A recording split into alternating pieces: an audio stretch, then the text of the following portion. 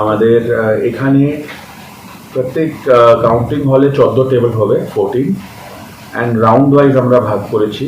হাবিবপুর এসিতে 20 রাউন্ড হবে 20, গাজল এসিতে প্রায় 21 রাউন্ডস হবে, চাঞ্চলে আপনার 18 রাউন্ডস হবে, হরিশ্চন্দ্রপুর 19 রাউন্ডস হবে, মালতীপুর এসিতে 18। রামকৃষ্ণ আইভিএফ সেন্টার, মা হওয়ার স্বপ্ন পূরণ।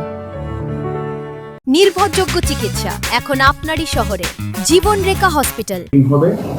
রাতুয়াতে 22 রাউন্ডস, মানিকচকতে 21 রাউন্ডস, মালদাতে আপনার হবে 20 রাউন্ডস, ইংলিশ বাজারে হবে 22 রাউন্ডস, মোঠাবাড়িতে হবে 16 রাউন্ডস, সুজাপুরে হবে 19 রাউন্ডস, বৈষ্ণবনগরে হবে 20 রাউন্ডস। প্রত্যেক এসিতে আলাদা করে পোলিং স্টেশন থাকে, তো রাউন্ড ওয়াইজ ভাগ করা হয়েছে।